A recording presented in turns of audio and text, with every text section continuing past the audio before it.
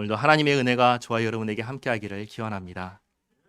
지난주에 맹인이었던 사람이 눈을 뜨고 예수님을 만나고, 그리고 예수님께서 하나님께로부터 오신 분, 바로 그분인 것을 알고 믿었습니다. 지난주에 있었던 이야기죠. 거기에 이어지는 내용입니다. 9장 39절부터 쭉 같이 읽으면서 보도록 하겠습니다. 9장 39절입니다. 예수께서 이르시되 내가 심판하러 이 세상에 왔으니 보지 못하는 자들은 보게 하고 보는 자들은 맹인이 되게 하려 함이라 하시니. 요한복음 3장을 보시면 하나님께서 예수님을 이 땅에 보내신 이유를 알려주십니다. 하나님께서 예수님을 이 땅에 보내신 이유는 세상을 심판하기 위해서가 아니라 이 세상이 예수님으로 말미암아 구원받게 하려고 보냈습니다. 그래서 요한복음 3장 16절을 보시면 이렇게 말씀하시죠. 하나님이 세상을 이처럼 사랑하사 독생자를 주셨으니 이는 저를 믿는 자마다 멸망하지 않고 영생을 얻게 하려 하심이라. 그런데 이 요한복음 3장 16절에서 이어지는 말씀을 보면은 이런 말씀도 있습니다. 3장 18절 말씀인데요. 주보에 있지요. 주보에 있는 3장 18절 말씀 같이 한번 읽어보겠습니다. 그를 믿는 자는 심판을 받지 아니하는 것이요 믿지 아니하는 자는 하나님의 독생자의 이름을 믿지 아니함으로 벌써 심판을 받은 것이니라. 아멘. 믿는 자는 심판을 받지 않을 것이고, 그리고 믿지 않는 자는 뭐라고 하죠? 이미 심판을 받았다라고 얘기하십니다. 그럼 이미 받은 심판은 뭐냐 했을 때 19절 20절 또 이어서 이렇게 말씀하시죠. 같이 읽어보겠습니다. 그 정죄는 이것이니 곧 빛이 세상에 왔으되 사람들이 자기 행위가 악함으로 빛보다 어둠을 더 사랑한 것이니라. 악을 행하는 자마다 빛을 미워하여 빛으로 오지 아니하나니 이는 그 행위가 드러날까 함이요. 아멘. 그러니까 이미 받은 심판이 뭐냐? 한마디로 말해서 빛으로 오지 않는 것이다 라고 하죠. 빛은 무엇일까요? 빛은 예수님이십니다. 그러니까 예수님께 오지 않는 것, 그것이 이미 받은 심판이다 라고 말씀하시는 것이죠. 그래서 오늘 읽었던 9장 39절 말씀에서 내가 심판하러 이 세상에 왔다라고 말씀하신 것입니다. 그럼 예수님께서 하시는 심판의 내용이 무엇이냐 했을 때 39절 말씀에 보지 못하는 자들은 보게 하고 보는 자들은 맹인이 되게 하려 함이라 하시니. 심판이라는 말은 정확히 말하면 판단한다라는 말입니다. 판단한다. 어떤 판단을 하는가? 너는 보고도 못 믿으니 장립이다. 너는 나를 안 믿는 사람이다 라고 확인 도장을 꽉 찍으시는 겁니다. 맹인이었던 사람은, 지난주에 봤던 맹인이었던 사람은 예수님의 말씀을 듣고 예수님을 보고 예수님을 믿었습니다. 앞을 못 보던 사람은 예수님을 보고 믿었는데, 그런데 다른 사람들은 사람을 고친 예수님을 단지 한 가지 이유로 안식일에 해서는 안 되는 일을 한다. 무슨 일을 하셨죠? 예수님께서 병든 자를 고치는 일, 치료하는 일, 살리는 일을 하셨는데 안식일에 일하면 안 된다고 했으니까, 그런데 예수님은 일을 하셨으니까 예수님은 법을 어긴 자다, 죄인이다 라고 정죄하기만 하는 것입니다. 그러니까 맹인은 예수님을 보고 믿었지만 앞을 보던 사람들은 눈을 뜨고 봐도 봐요, 못 봐요? 못 보는 거예요. 눈을 뜨고 봐도 모르는 거예요. 봐도 모르면 그건 못 보는 거나 마찬가지예요. 못 보는 것이면 뭐예요? 맹인이죠. 그래서 예수님께서 말씀하시는 겁니다. 너는 보고도 안 믿으니 네가 맹인이다. 판단을 하시는 것입니다. 선언을 하시는 것입니다. 이 말씀을 듣고 예수님께서 나를 향해 맹인이라고 하시네 라고 반응하는 사람이 있겠죠. 누굴까요? 안 믿는 사람들이겠죠. 그 중에 특별히 누굴까요? 바리새인들, 종교 지도자들, 그들이 예수님의 이 말씀을 듣고 대답을 합니다. 40절 말씀에 바리새인 중에 예수와 함께 있던 자들이 이 말씀을 듣고 이르되 우리도 맹인인가? 예수께서 이르시되 너희가 맹인이 되었더라면 죄가 없으려니와 본다고 하니 너희 죄가 그대로 있느니라. 다르게 말하면 예수님을 보고도 예수님께서 하나님께서 보내신 분이란 것을 믿지 않으니 못 보는 것과 같고, 예수님을 믿지 않으니 예수님과 상관이 있다는 거예요, 없다는 거예요? 상관이 없다는 거예요. 예수님과 상관이 없으니 예수님을 통한 구원도 받아요, 못 받아요? 못 받는 거예요. 못 받는 거예요. 기독교는, 잘 들어보시기 바랍니다. 기독교는 예수님이 전부입니다. 기독교는 예수님이 없으면 아무것도 아니에요. 그리고 기독교는 이 예수님을 바르게 알아야 됩니다. 예수님을 죄인으로 알면 아무 소용이 없는 거예요. 예수님은 누구십니까? 예수님은 나의 구원자이십니다. 예수님께서 나를 살려주셨습니다. 예수님께서 내게 자신의 생명을 주셨습니다. 나는 예수님으로 인해서 살았습니다. 나는 예수님의 생명을 가진 존재입니다. 우리가 예수님을 믿는다라고 했을 때 우리에게 있는 것은 무엇이냐면, 나는 도무지 나를 구원할 수가 없어요. 나는 도무지 나를 살릴 수가 없어요. 나는 가망이 없는데, 그런 나를 예수님께서 2000년 전에 이 땅에 오셔서 십자가에서 죽으심으로 내 죄를 사하시고 부활하심으로 그 생명을 나에게 주셨다는 사실입니다. 그래서 나에게 있는 것이 무엇이냐라고 했을 땐 내 것이 있는 게 아니라 예수님께서 주신 바로 그 생명, 그것이 나에게 있는 것입니다. 그래서 이 생명을 가졌기에 우리는 하나님을 향하여 뭐라고 부르죠? 아버지라고 부르는 것입니다. 하나님께서 나를 아들로 여겨주시고 이 생명을 가졌기에 예수님의 이름으로 구하는 모든 것을 하나님께서 항상 가장 좋은 것으로 응답해 주시는 것입니다. 그래서 예수님을 믿는 그 순간부터 영원까지 누가 나와 함께 하시나요? 하나님께서. 하늘과 땅을 창조하신 그 하나님께서, 예수님께서 나와 함께 하시기 때문에, 예수님의 생명이 내 안에 있기 때문에 하나님께서 나와 영원토록 함께 하시는 것입니다. 하나님께서 나와 함께 하신다면 이 세상에 겁낼 게 있나요? 겁낼 게 없죠. 겁낼 게 없습니다. 하늘과 땅을 창조하시고 온 천지 만물을 주관하시는 분이 나와 함께 하시는데요, 뭐가 겁나겠습니까? 예수님께서 이렇게 말씀하십니다. 우리가 맹인입니까? 하는 바리새인들에게 너희가 맹인이다 얘기하시면서 10장 1절에서 계속해서 이렇게 말씀하십니다. 내가 진실로 진실로 너희에게 이르노니 문을 통하여 양의 우리에 들어가지 아니하고 다른 데로 넘어가는 자는 절도며 강도요, 문으로 들어가는 이는 양의 목자라. 문지기는 그를 위하여 문을 열고 양은 그의 음성을 듣나니 그가 자기 양의 이름을 각각 불러 인도하여 내느니라.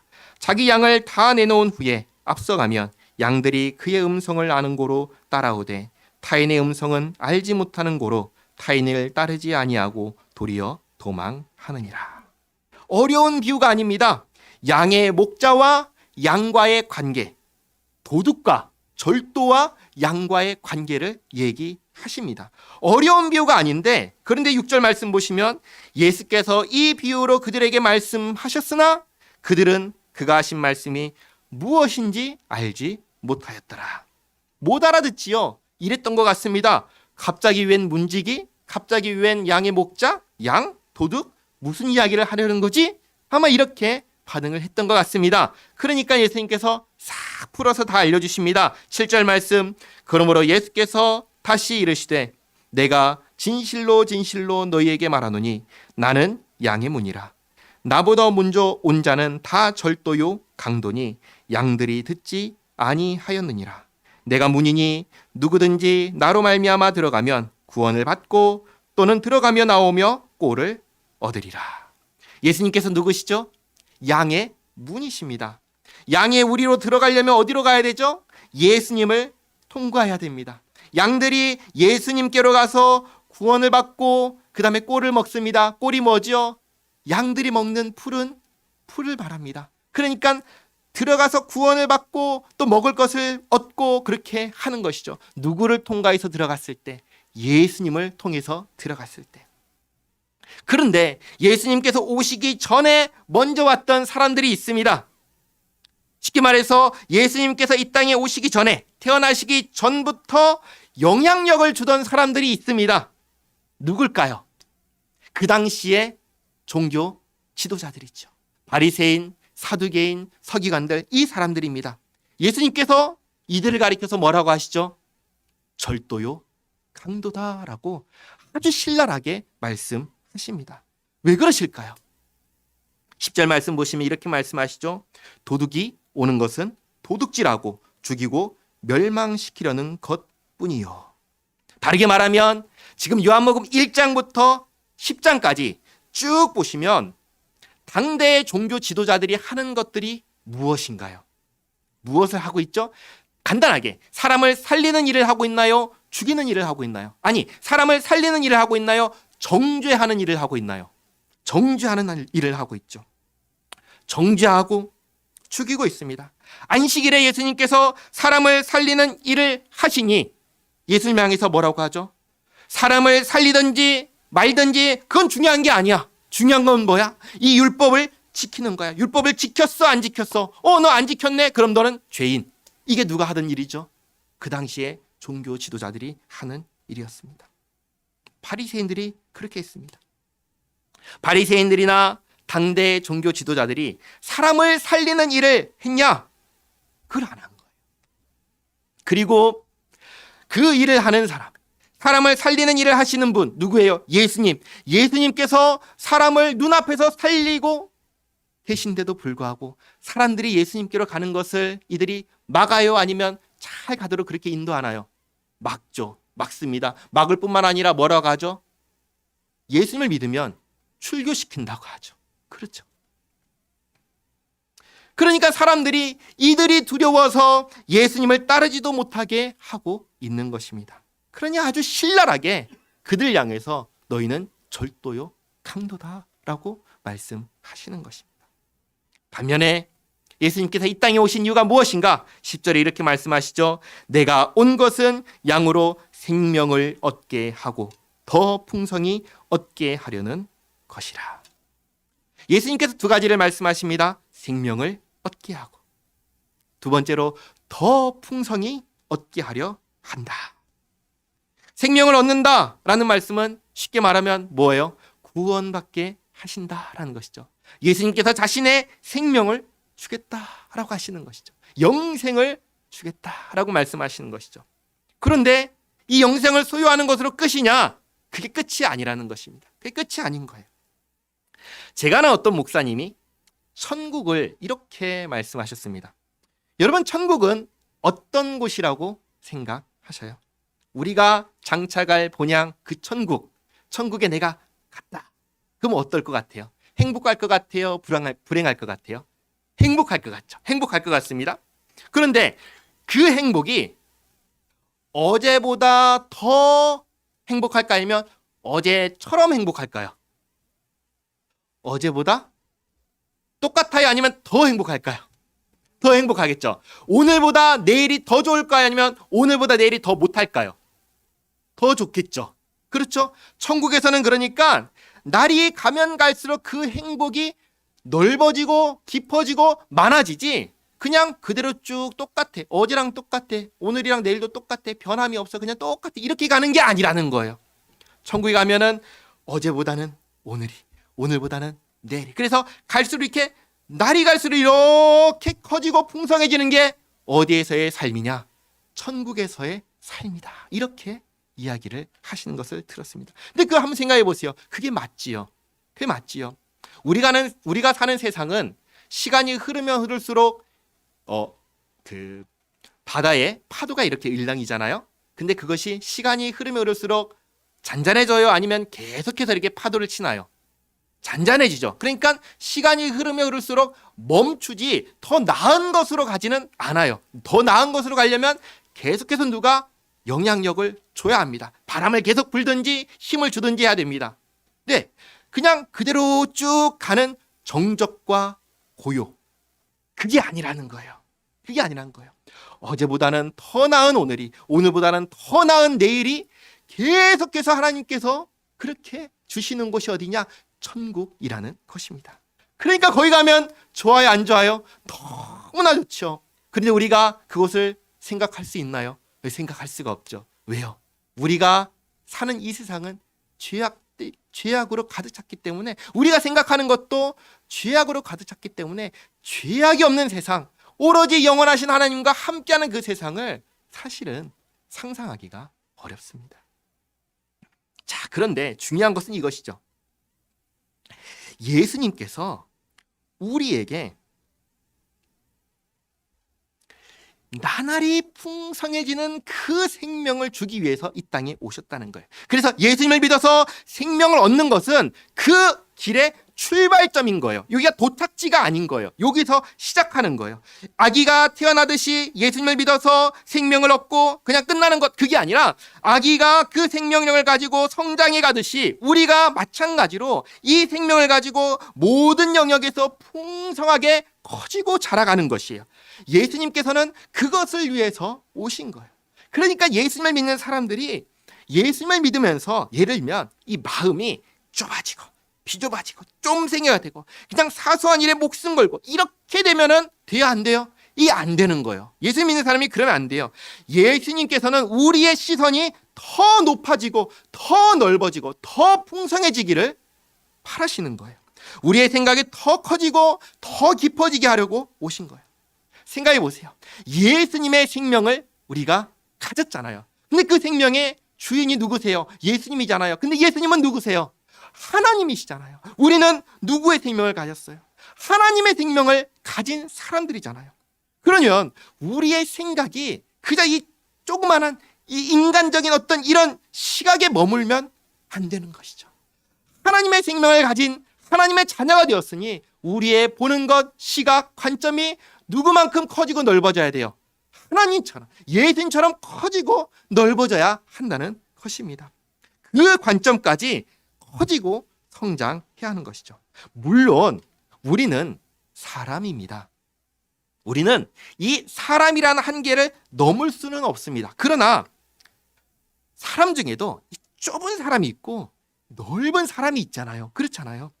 사람 중에도 우물 안에 개구리처럼 사는 사람이 있고 우물 밖으로 나와서 탁 터진 드넓은 창공을, 그리고 지평선을 바라보면서 사는 사람이 있잖아요. 그렇게 커지는 것, 그것을 위해서 예수님께서 오신 거예요. 우리에게 영원을 바라보게 하시려고 오신 분이 예수님인 거예요. 풍성하게 주려고 오신 분이 예수님인 것입니다. 예수님 또 말씀하십니다. 11절 말씀. 나는 선한 목자라. 선한 목자는 양들을 위하여 목숨을 버리거니와. 실제로 예수님은 십자가에서 자기 백성을 위해서, 예수님을 믿는 모든 사람을 위해서 자기 목숨을 버리셨습니다. 이로써 예수님께서 지금 말씀하신 대로 자신이 선한 목자라고 말씀하신 그대로 증명하신 것입니다. 그러나 선한 목자가 아닌 사람들은 어떻게 하느냐? 12절에 삭구는 목자가 아니요 양도 제 양이 아니라 이리가 오는 것을 보면 양을 버리고 달아나나니 이리가 양을 물어가고 또 해치느니라. 달아나는 것은 그가 삭군인 까닭에 양을 돌보지 아니함이나 나는 선한 목자라. 나는 내 양을 알고 양도 나를 아는 것이 아버지께서 나를 아시고 내가 아버지를 아는 것 같으니 나는 양을 위하여 목숨을 버리노라. 예수님께서는 우리를 살리기 위해서 자기 목숨을 버리셨습니다. 16절에 또 이 우리에 들지 아니한 다른 양들이 내게 있어 내가 인도하여야 할 터임. 이 우리에 들지 아니한 다른 양이 있습니다. 이 양이 누구냐 했을 때 이방인이죠. 이방인. 그러니까 예수님께 속한 양 중에는 이스라엘 사람도 있고 이스라엘 사람이 아닌 이방인도 있는 것입니다. 이 이방인들이 누굴까요? 바로 저와 여러분이죠. 우리죠. 우리를 가리켜 하시는 말씀인 것입니다. 그래서 16절에 그들도, 이스라엘이 아닌 이방인들 중에도 예수님께 속한 양들은 16절에 그들도 내 음성을 듣고, 예수님의 음성을 듣고, 예수님의 양이 예수님의 음성을 듣죠. 그러니까 지금 여기에 와서 함께 예배하는 저와 여러분들, 우리 모두가 다 누구의 음성을 듣고 여기에 있는 것인가요? 예수님의 음성을 듣고 여기에 있는 것입니다. 그러니까 우리가 누구예요? 우리는 예수님의 양인 것이죠. 우리가 예수님의 양이라면 예수님은 우리의 무엇이 되시죠? 목자가 되시죠. 예수님께서는 우리를 이렇게 돌보시는 것입니다. 우리를 살리기 위해서 자기 목숨도 주시면서 우리를 끝까지 이렇게 품고 가시는 것입니다. 16절에 한 무리가 되어 이스라엘 아닌 이방인들이 다 예수님 안에서 하나가 되어서 한 목자에게 있으리라. 한 목자, 예수님을 따르는 것입니다. 그래서 예수님을 믿는 모든 사람들, 일본인이나 중국인이나 한국인이나 미국인이나 어디에 사는 사람든지 다 예수님을 믿는 사람을 가리켜서 뭐라고 부르나요? 그리스도인, 기독교인. 똑같이 그렇게 부르죠. 하나의 이름으로 그렇게 부릅니다. 예수님께 속한 사람들. 17절, 내가 내 목숨을 버리는 것은 그것을 내가 다시 얻기 위함이니 이로 말미암아 아버지께서 나를 사랑하시느니라. 이를 내게서 빼앗는 자가 있는 것이 아니라 내가 스스로 버리노라. 그런데 어떤 사람들이 이 말씀 구절을 보면서 예수님께서 내가 내 목숨을 버린다, 또 내가 스스로 버린다 라고 하신 이 말씀을 꼬투리 잡아서 마치 자살하는 것처럼 아주 안 좋게 얘기를 하는 사람들이 있습니다. 그런데 그런 걸까요? 전혀 그런 게 아니죠. 우리는 이 땅에 살면서 가끔씩 이런 이야기를 듣습니다. 어떤 이야기인가? 자기 목숨을 걸고 다른 사람을 구해준 이야기를 종종 듣습니다. 바다에 빠진 아이가 있어서 그 아이를 구해주려고 바다에 뛰어들었다가 그 아이는 살리고 자기는 죽어버린 이야기. 또 지금은 그럴 일이 없지만 몇 년 전만 해도 지하철에 바리케이트가 없었잖아요. 그렇죠? 그래서 스크린 도어가 없었잖아요. 그래서 사람이 간혹 떨어지면은 그 사람을 살려주기 위해서 들어가서 꺼내주고는 자기는 죽어버리는 그런 이야기가 있었습니다. 그러면 아이를 구하기 위해 바다에 뛰어든 사람이나 그 철로에 떨어진 사람을 구하기 위해서 거기에 들어간 사람이나 죽으러 들어갔나요? 아니잖아요. 그 사람들은 자기가 잘못하면 죽을 수 있다는 것도 알면서 들어갔잖아요. 왜 들어갔어요? 살리려고. 그런 거예요. 그러니까 예수님께서 자기 목숨을 내놓고 살리기 위해서 오신 것입니다. 그 사람들도 설사 내 목숨을 잃는다 하더라도 사람을 구해야 되니까 갔던 것처럼 마찬가지로 예수님께서도 자기 백성, 자기 양, 우리를 살리기 위해서 자기 목숨을 버리신 것입니다. 그러니까 이 말씀은, 이 일은 말씀하신 지금 예수님께서 이렇게 말씀하신 이 시점에서 봤을 때는 장차 있을 일인데 예수님 아시죠? 내가 결국은 내 백성을 위해서 내 목숨을 내놔야 될 것을 아시니까 그것을 다 내다보시면서 지금 말씀을 하고 계신 것이에요. 미리 말씀을 하신 것이에요. 그러면서 이렇게 말씀하시죠. 나는 버릴 권세도 있고 다시 얻을 권세도 있으니 이 계명은 내 아버지에게서 받았노라 하시니라. 이 계명이 무엇이죠? 하나님께서 예수님을 보내신 이유이자 목적입니다. 하나님께서 예수님을 이 땅에 왜 보내셨죠? 구원하기 위해서, 살리기 위해서. 구원해라, 살려라. 이것을 목적으로 예수님을 이 땅에 보내셨기에 이 일을 하라고 아버지께, 하나님께 받았다, 계명으로 받았다라고 말씀하시는 거예요. 그러니까 결국 바리새인들과 유대인들에게 예수님께서 무엇을 지금 말씀하고 계신 거예요? 내가 지금 여기에 있는 이유와 목적을 알려주시는 거예요. 내가 지금 여기 있는 것은 아버지께서 나를 보내셨기 때문이고 아버지께서 나를 이곳에 보내신 이유는 살리기 위해서, 구원하기 위해서, 생명을 주기 위해서 보내셨다라는 것을 감추고 계셔요? 아니면 명백하게 말씀하고 계셔요? 명백하게 말씀하고 계시죠. 자, 그런데 이렇게 명백하게 말씀하시니까 다시금 무슨 일이 일어나요? 분쟁이 일어납니다. 19절 말씀. 이 말씀으로 말미암아 유대인 중에 다시 분쟁이 일어나니 그 중에 많은 사람이 말하되 그가 귀신 들려 미쳤거늘 어찌하여 그 말을 듣느냐 하며 어떤 사람은 말하되 이 말은 귀신 들린 자의 말이 아니라 귀신이 맹인의 눈을 뜨게 할 수 있느냐 하더라. 결국은 다시금 분쟁이 나죠. 이 일까지가 언제 일어난 일이냐면 안식일에 일어난 일입니다. 자, 또 시간이 흐릅니다. 22절입니다. 예루살렘에 수전절이 이르니 때는 겨울이라. 시간이 흘러서 방금 전까지는 안식일이었고 안식일의 일이 끝나고 난 다음에 수전절이 됩니다. 수전절은 과거에 그리스가 예루살렘을 정복했을 때가 있습니다. 그때 안티오쿠스 에피파네스 4세가 예루살렘 성전을 아주 황폐하게 한 적이 있어요. 우상의 신상을 세우고 제우스, 거기서 돼지고기, 유대인들이 부정하게 여기는 돼지고기를 제물로 삼아서 거기서 제사를 드리고 하면서 아주 성전을 더럽힌 적이 있습니다. 그때 유대인들이 그들을 다 몰아내고 성전을 깨끗하게 한 날이 언제냐면 이 수전절이에요. 그래서 이 날을 절기로 이렇게 정한 것입니다. 성전을 수리하고 깨끗하게 한 날을 기념하는 이 절기에 23절 예수께서 성전한 솔로몬 행각에서 거니시니, 유대인들이 이렇게 얘기합니다. 24절 유대인들이 예수님을 애워싸고 이르되 당신이 언제까지나 우리 마음을 의혹하게 하려 하나이까? 그리스도이면 밝히 말씀하소서 하니. 계속해서 똑같은 이야기 하죠. 밝히 말씀하소서. 밝히 말씀하소서. 근데 보세요.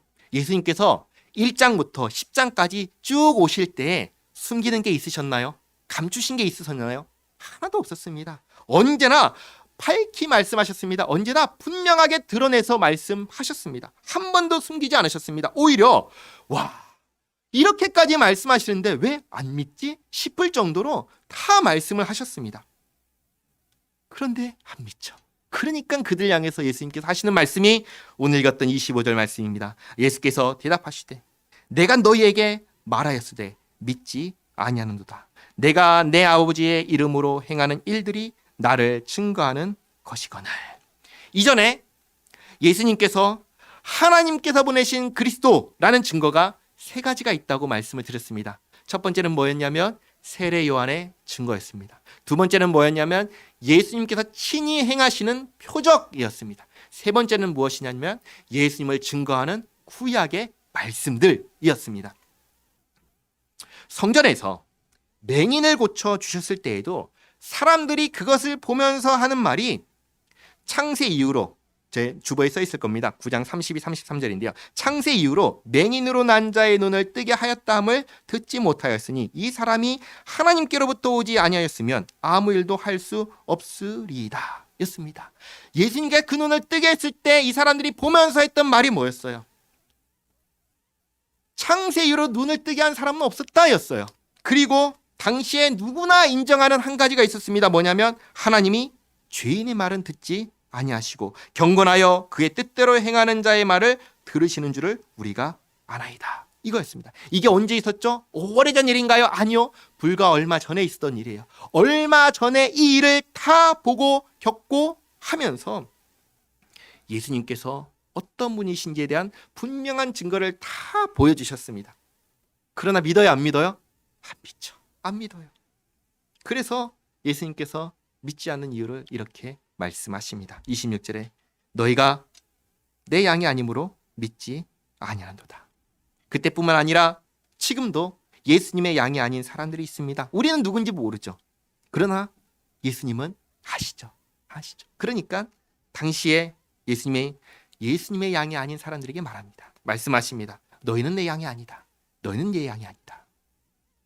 그리고 27절에 내 양은 내 음성을 들으며 나는 그들을 알며 그들은 나를 따르느니라.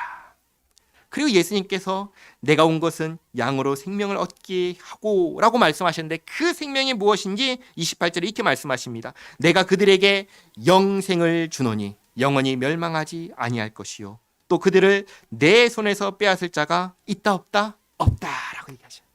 예수님께서 이 땅에 오신 것은 영생을 주려고 오셨고 내 양을, 그러니까 예수님의 양을 누구도 빼앗을 수 있다 없다? 없다라고 얘기하시는데 아무도 빼앗을 수 없는 이유는 무엇인가? 29절에 그들을 주신 내 아버지는 만물보다 크심에 아무도 아버지 손에서 빼앗을 수 없느니라.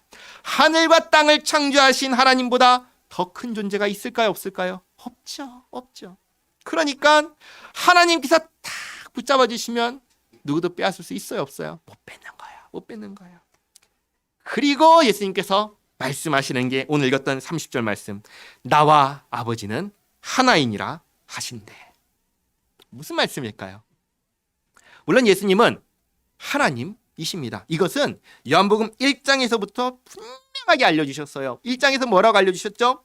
예수님은 말씀 하나님이시고 하나님과 함께 계셨던 하나님이시다라고 1장 1절에서부터 분명하게 알려주셨어요. 그러나 지금 읽었던 이 30절의 말씀은 그 의미가 아니에요.